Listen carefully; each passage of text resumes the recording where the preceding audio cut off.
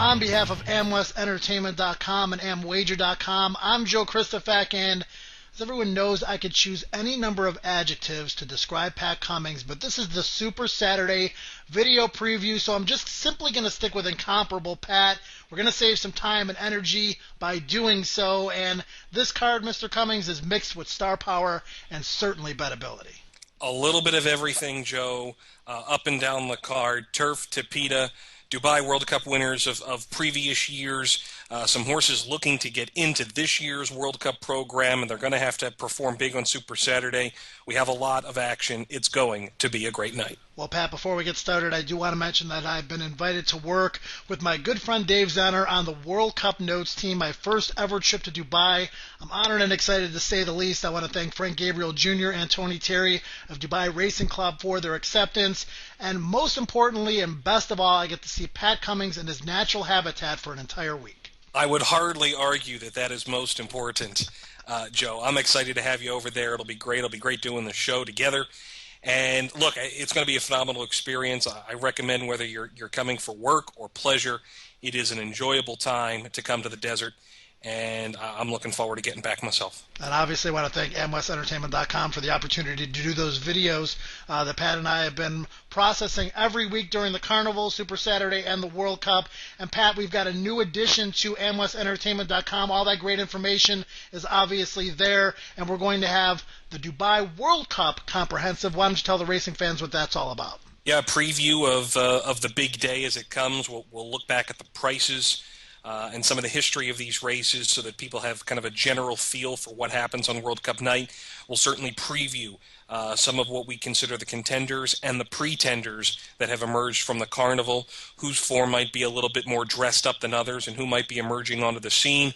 Trainer statistics, a whole load of things that I think will be an invaluable resource to prepare you for the 2014 Dubai World Cup program, and we expect to have that up on AmWest Entertainment probably about 10 days before the World Cup. World Cup's the 29th, so expect it up there around the 19th or 20th. Free pass performances, track of statistics, Pat's analysis and selections, live video as well. And don't forget, through Super Saturday, you can get free pass performances in Timeform US style. If you haven't checked out these pass performances yet, make sure you do so. Not only pass performances for the Dubai World Cup Carnival, which are free, like I mentioned, through Super Saturday, but pass performances for North American racing, and it kind of ties all these horses in on a global scale, very tablet-friendly. So visit timeformus.com.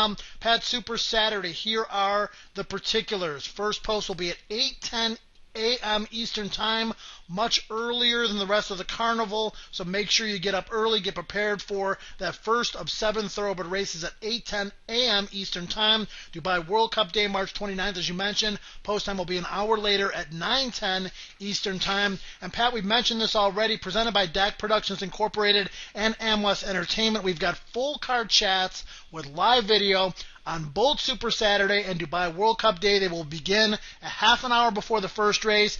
Myself, yourself involved in the Super Saturday chat, and a host of bloggers that you've recruited for both of those big occasions. Yeah, I think it's going to be great. We'll have Jim Gilchrist, Dan Munn, Caleb Law, all of them proficient on Twitter, follow the Carnival year in and year out. They'll be talking Carnival and kind of peppering their thoughts in with ours as well, and we certainly invite anybody to come join along with the video, engage, ask us questions. We'll certainly throw a few barbs back and forth at each other.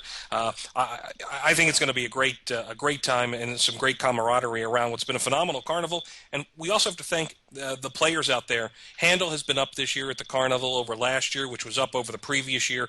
It's been phenomenally well received, so thanks to you, and let's dive into the action. Yeah, let's do it. Super Saturday's featured races, I mean, they're all sensational, but 2 Group 1s, races 7 and 8, the $400,000 Al Maktoum Challenge Round 3, 2,000 meters on the Tapeta, and race number 8, the finale, the $300,000 Jebel Hatta, 1,800 meters on grass. Pat, let's start with race number 2, the first thoroughbred race on the program. It's the Albas Takia for 3-year-olds set to travel 1,900 meters on the Tapeta. The overwhelming morning line favorite here is Emirates Flyer, a Carnival winner this year, and most recently second to likely UAE Derby favorite Long John. Yeah, Long John John not here. He's skipping this, presumably to go for that Derby. Emirates Flyer, second behind him, as you said, Joe, and it's hard to really ignore the fact that he is likely to be a very short price because of his close attendance to Long John. And by close, it's all kind of relative. Let's go back and look at the UAE 2000 Guineas. Long John's going to be the very clear winner here, but three horses we want to look coming out of this. Emirates Flyer, who's the widest runner coming down the middle of the course. Full Combat is well out the back. We'll talk more about him in a second. Asmar, who's next to last right now in the navy and yellow striped cap. As we play out the stretch run, Long John very clearly opens up. He goes away to an easy win, but Emirates Flyer does put in a very good run down the middle of the course and closes into a fairly decent tempo set by not set by Long John, but that Long John ended up victorious. The thing about Full Combat, Joe, he really didn't run in all that well here. He was my selection. He just didn't do much, but he had blinkers on that day. It was an experiment. They're taking them back off. Asmar is a maiden. Asmar is a half-brother to Zagora, the Breeders' Cup Filly and Mare Turf winner. Only a maiden, has never been over more than 1,600 meters, now stretches out to 1,900. I think that would fit a sibling for Zagora better than what he's been doing most lately. And he's probably going to be fairly well played considering he's just a three-time maiden starter. Full Combat for me is the horse I want. He's going to figure in some of our Bankroll Challenge plays later in the broadcast. I think this is a horse who they had a chance to experiment with him last time. It didn't work out. He was running on at the end of the 2000 Guineas trial. I'm going to go back to Full Combat here, and I think Full Combat over Emirates Flyer, He's No Saint, and Asmar in some order. Yeah, I would agree with that. He's No Saint, a huge win last time. Asmar, like you mentioned, I think has some upside. So we kick it off with a potential upset for Pat in the first thoroughbred race of the evening. Race 3, Pat, is the Group 3 Maiden Sprint. 1,000 meters on grass. Two horses appear to stand out, and they happen to be familiar foes. We've got Shay Shay and Soul Power. Yeah, so Shay Shay won the Alcaz Sprint, won the Maiden Sprint last year. Soul Power, fourth in the Alcaz, second in this Maiden Sprint last year. And then Soul Power turned the tables on Shay Shay by the slimmest of margins in the King's Stand at Royal Ascot last year. Now, they both come back. They both make their seasonal reappearance here. So the question that we have to address, Shay Shay is presumably the better horse. I think he's maybe slightly better than Soul Power. However, he's coming first off the layoff. Everything I'm hearing is that he is well prepared for this. But you just don't think that, Mike Dukakis made it very clear that it's Maiden Sprint, Alcaz, King's Stand. They want the big efforts to come second and third up. They don't want that monster effort. He could run a decent race and win here, and we're not going to be surprised. Let's go back to last year, though, and watch this Maiden Sprint. And we're just going to focus on Shay Shay and Soul Power. Shay Shay is in front of Soul Power. Soul Power has the white and red checked cap behind him. Just focus on those two. This was the second up effort for Shay Shay last year, after just a seventh placing behind Medici Man in his first up run last year. Look, he goes away, he breaks sets a new course record, he breaks it in the Alcaz, but this was Soul Power's first up run last year, Joe. So I'm thinking that Soul Power might be the more tuned-in horse first up. It's tough to go against either of them. I've picked them 1-2, but I'm going with Soul Power over Shay Shay here in this particular spot. Yeah, and I think if you're playing pick threes or multi-race wagers, those are the two you got to focus on. But, Pat, 6 of these horses were defeated by Medici Man, a horse you just alluded to in their most recent starts. I guess an important question is, how good is that foe right now versus how good that foe has been overall in his career? Yeah, he's an older horse, Joe. He did wheel back last week and won on the Tapeta. He really took advantage of a low handicap mark there to do that, so he at least franked his own form, so to speak. Alsaika and Beat Baby, numbers 12 and 1 here, they ran 1-2 and were each 40-1 in winning a turf race. And neither of them, Alsaika has waited for this spot. Duck Scholar ran well last week against Kavanagh. Hatoto has run well, and Odd Toog has certainly been game in 2 of his 3 runs this year. In these turf sprints, we've always said that things get very confusing sometimes in the later stages, that a lot of these horses tend to take turns. But Shay Shay and Soul Power have pretty much shown that more often than not, they're better than everyone in this field. Totally agree. Yeah, the rest just seem to be a notch below. But as you mentioned, racing luck often comes into play. Pat Race 4 is simply fascinating. It's the Group 3 Mahab al-Shamal for sprinters on the Tapeta. Russian Soul has been impressive at the Carnival. He's got a win in a second. He's a lukewarm 9-2 morning line choice. But as you'll see later when I reveal some pick 3 wagers, there are many different numbers you can punch. This, to me, Joe, is the most compelling race of the night. Agreed. And they're all good races, but this is the most compelling. A field of 14. If one of them scratches, Z Bros will draw into this field. It's worth noting for our American audience, the former Bob Baffert trainee still with Zayat Stables.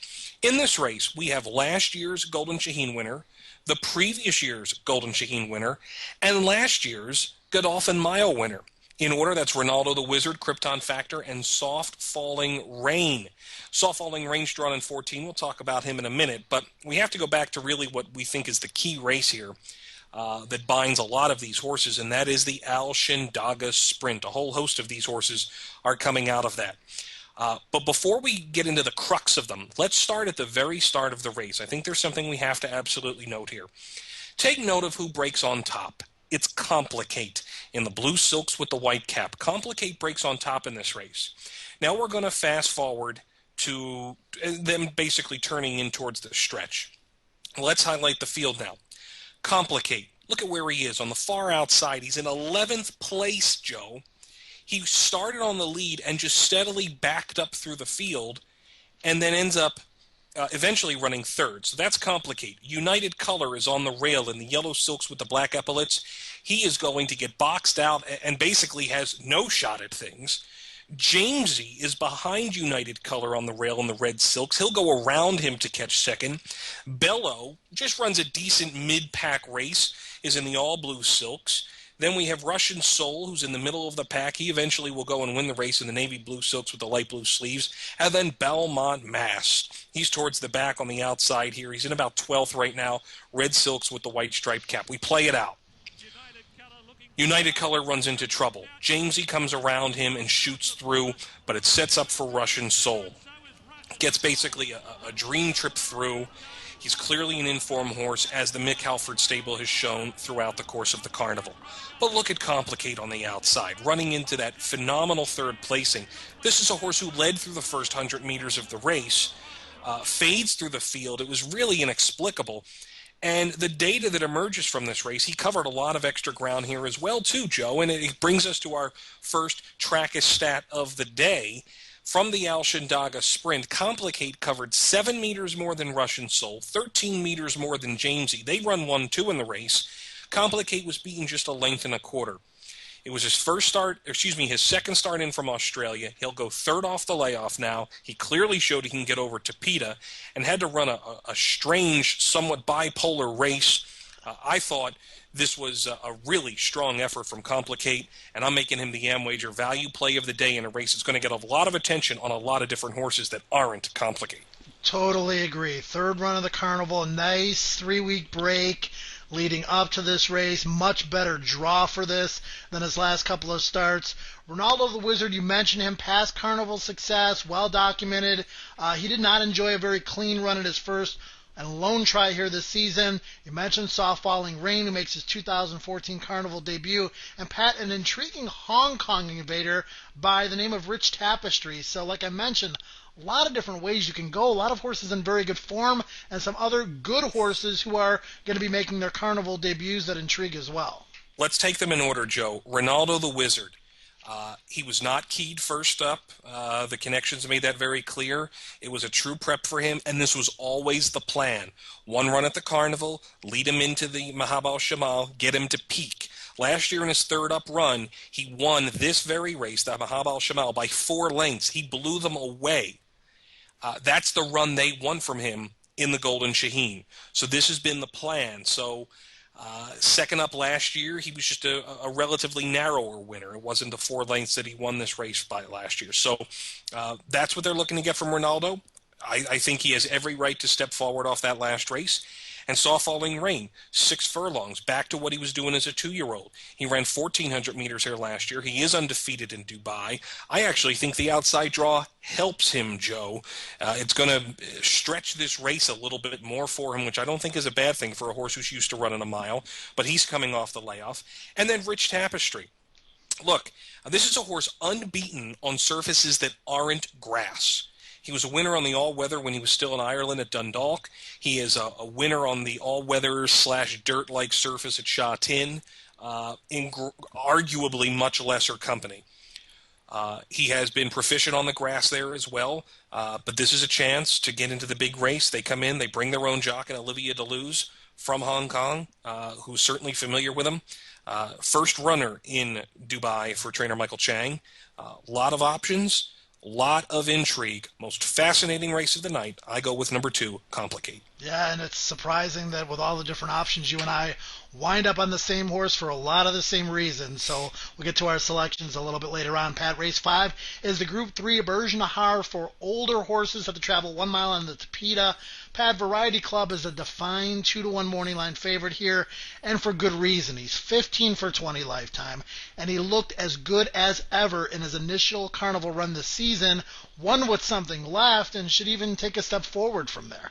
Probably would have been a track record if it were not for an issue with the starting photo finish mechanism that starts the race.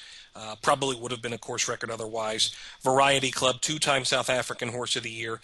And so far this Carnival, Joe, actually all year in Dubai, there have been 49 races at the Carnival of 1,600 meters or less. 2 of them, only 2, have been won by horses who led at every point of call. Variety Club is one of them. The other was just a lowly handicap, a 60 to 70 rated handicap back in January. I think Variety Club is the horse. We go back to the Firebreak Stakes. It's going to be easy to find Variety Club. He's on the front end, lengthens away. Where they go from this race, from the Berge Nahar onto World Cup night, that is a question. I don't think we have the answer for that. Hasek runs into second. I think these 2 are very capable of just running the same type of race here in the Firebreak. It is a field of 16. I don't really see anyone coming to upset Variety Club. Do you?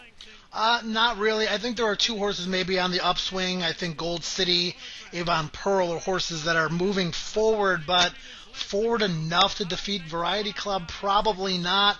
The only question is if you're playing multi-race wagers, do you single on Variety Club or do you try to actually make some money? You could go either way there. I guess it all depends on your budget and ticket construction. I'm going to disagree. I think Gold City's beaten leftovers. I think Avon Pearl was a horse who won a 95 to 105 rated handicap. This is a much better field. I think they're both just kind of taking a shot to see if they can get second or third and really get that invitation to the big race. Look, Variety Club, either you single them or, like you said, you go deep, and if you do, you will be well rewarded if Variety Club doesn't run this race.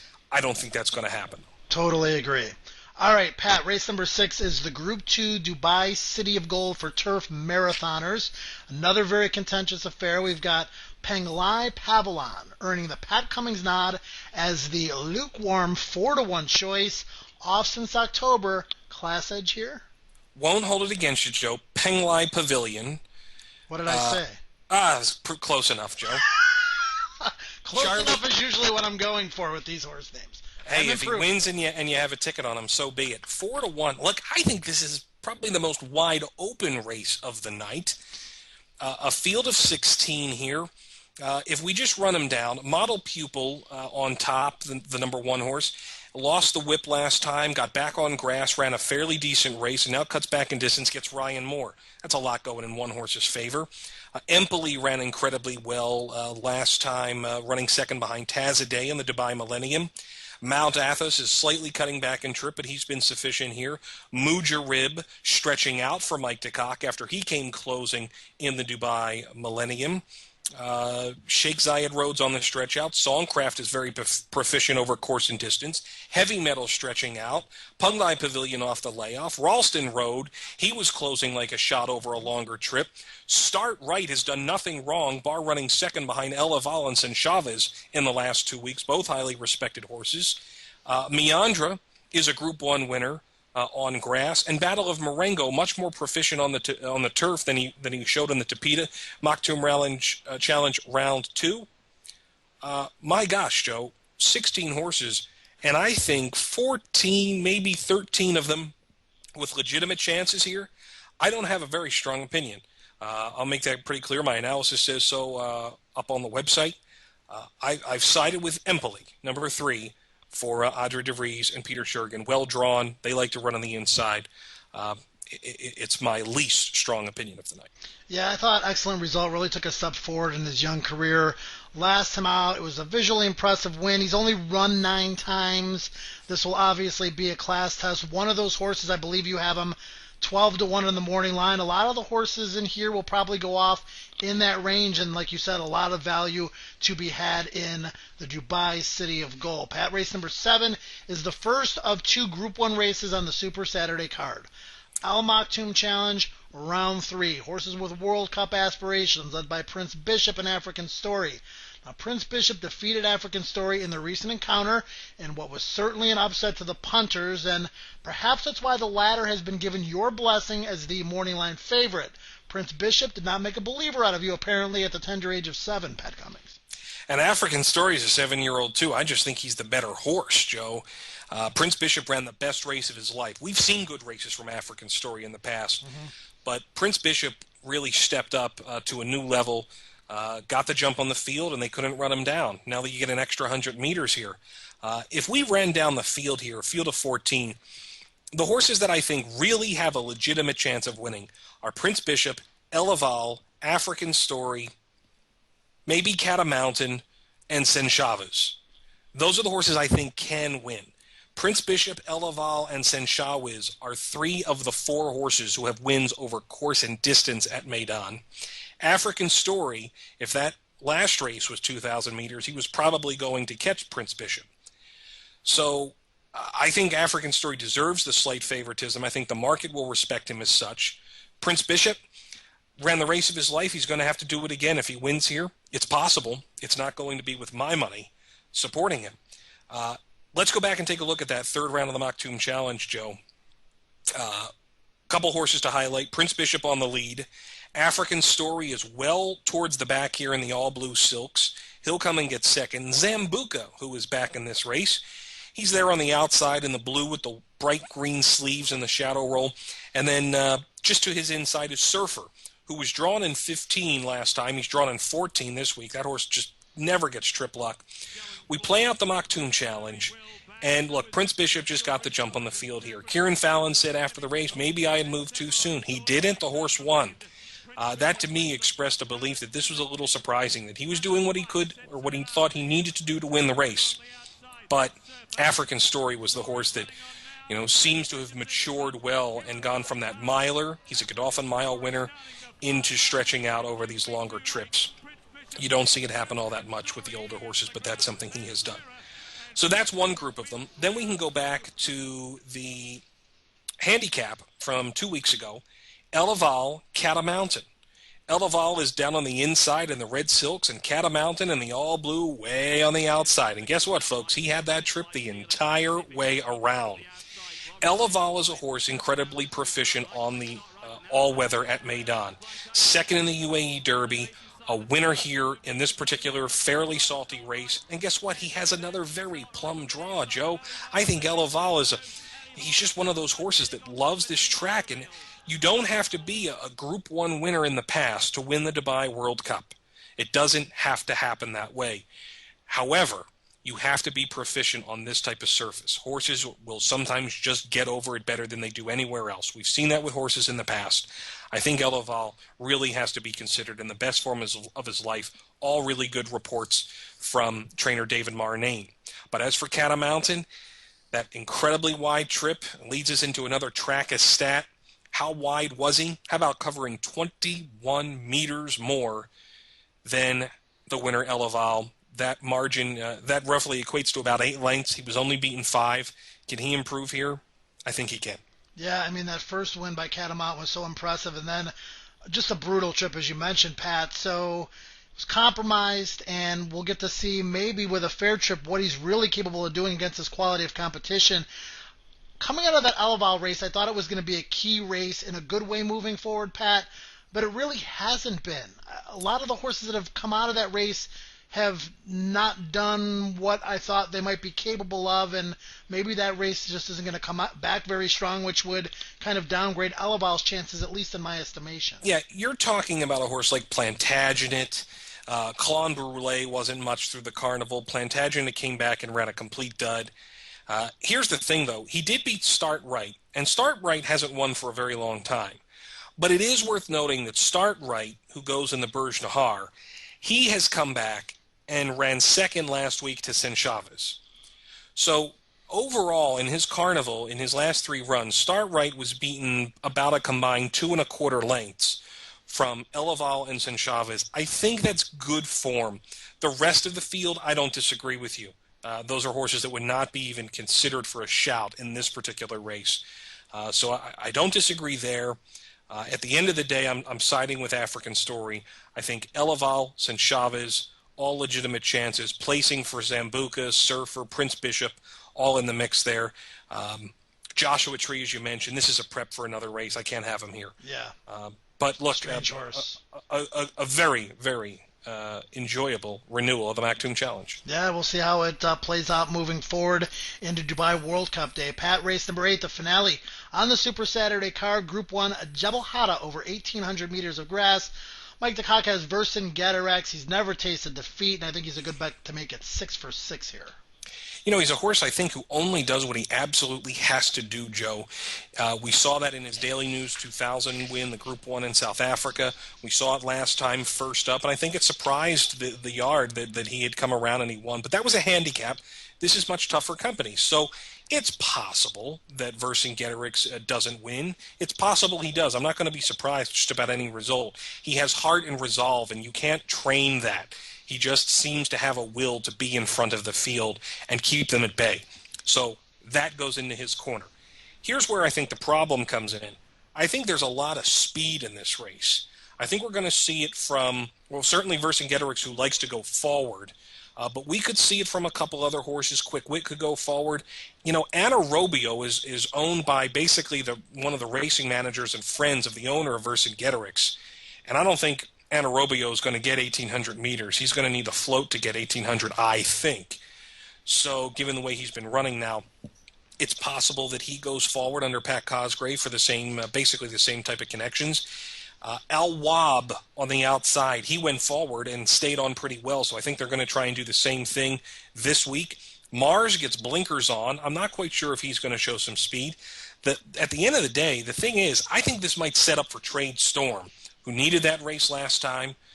He's going to rebound off that, come on for that, an extra 200 meters, and I've actually sided, finally, with Trade Storm on top. All right, well, that's a look at the Super Saturday card. We're going to get the selections in just a moment, but first another mention that there is a free $150 Derby Wars contest for Super Saturday. Contests fill up fast, so I suggest you log on and secure your spot as quickly as possible. 2 contest results from last week. Thursday went to Robert McGuire from Albany, New York. New player, first tournament win. Congratulations to him. He had Gold City and My Catch. And look who finished 8th, Pat Cummings. Joey Decay, me. Didn't put picks in for the first 2 races and still finished 8th. My Catch was one of my top selections on Thursday, so at least I hit the board there. On Saturday, in a multiplayer photo finish, the winner was Mark Marino. Delmar Guy 10 of Las Vegas, one of the regulars at Derby Wars. He had Samurai Sword and Capital Attractions as his key play. So visit DerbyWars.com, join that contest and a plethora of others, and show your skill against other contest players. HorseRacingNation.com for great camaraderie and racing information. Follow them on Facebook. Follow them on Twitter. Pat, can I get a Super Saturday selection drum roll, please? There it is. All right, Pat. Selection time, buddy. All right, full combat on top for me in the Alabaster Kia, hopefully around 6-1, could be even a little more. Soul Power over Shay Shay in the Maidon Sprint, although exotic players have to use them both for sure. Complicate is the value play of the day. Variety Club is the best bet of the day. The Amwager best bet in the Burj Nahar. Wide open Dubai City of Gold. Really can't talk you off anything there. Empoli for me. African Story and Trade Storm to round it up, where do you stand with the spot We're plays? going to blast through these here. We've talked about all these races in great detail. Pat and I both like Complicate. We both like Varsity Club. We both agree race 6 is wide open. I've got excellent result. Also a 12-1 shot. Prince Bishop, I think he's going to surprise everyone again and prove that that last one was no fluke. I got him in race 7 and Vercingetorix to round it out in race number 8. Pat, we're upping the ante in the bankroll challenge. We're doubling our bankrolls from $100 to $200 to try to give you a chance to catch up to me. Appreciate that, Joe. Thank you. Here are my play. You're up, as the numbers have shown, you're up over me by almost $200. Last chance to get it done before World Cup night. $20 to win on Full Combat. I'm going to play a trifecta as well. Full Combat over Asmar and Emirates Flyer with all horses in third. Then $1 Superfecta. Full Combat on top of those two as well with all in fourth, and then we'll flip it for 50 cents, put all in the third spot with Asmar and Emirates Flyer. I just didn't want to put He's No Saint in there. It's just not going to be juicy enough, I think, for me. $33 to win. As you could tell, I had $3 left over. $33 to win on Complicate in the Mahab al-Shamal. We'll do a $10 exact in the Burj Nahar, a Variety Club over Hafek and Brendan Bracken. In the Maktoum Challenge, 5, 8, and 13. That's African Story, Elaval Senchables with 1, 5, 8, 9, 13 with all on the tries. And then a try in the last race, Trade Storm over Vercingetorix, Mars, and somebody else. I've lost track of my numbers here. That is Vancouverite, the Godolphin horse. 8 with 2, 3, 14 with all in that trifecta. If you are still sticking with us. Joe, what do you have? Well, I guess the best piece of advice is obviously Pat and I have some complicated wagers here. Just pause your video if you want to write these down for Pat's and for mine as well, because I've got a bunch of pick threes. Race number 3, Shay Shay and Soul Power. In the third race, Variety Club, Avon Pearl. Hopefully bombs away there, although I agree with Pat, Variety Club is going to be tough. Those are my 2 keys in race 5. Race 4, I'm going with Complicate, Win, and Place. Another pick 3 in race number 4, adding Gold City and Zahi to Variety Club and Avon Pearl, and singling Excellent Result, which is a little bit of a bold move in race number 6. Race 5, $10 exactas with Variety Club being the key on top, and $5 exactas with him underneath. Race number 6, 10 to win, 30 to place on Excellent Result, who should be a big price in a wide open race. Also pick 3 starting in race number 6 and double starting in race number 7, singling Vercingetorix in both of those. Follow Pat and I on Twitter, Dubai Race Night, Track is Racing for Pat, Joey Decay for me, but most of our opinions, Pat, will be found in the live full card analysis race day chat for Super Saturday, which begins 7:45 Eastern Time, about a half an hour before the first Super Saturday race this coming Saturday. It's going to be great from start to finish with you, myself, a variety of bloggers, opinions, and also a little bit of fun. Look forward to seeing everybody there. Should be a great morning. Can't wait. Super Saturday, indeed. For the incomparable one, Pat Cummings, I'm Joe Christofek. We'll see you in just 3 weeks for a preview of the fascinating Dubai World Cup card. Until then, enjoy Super Saturday and hope you cash lots of tickets.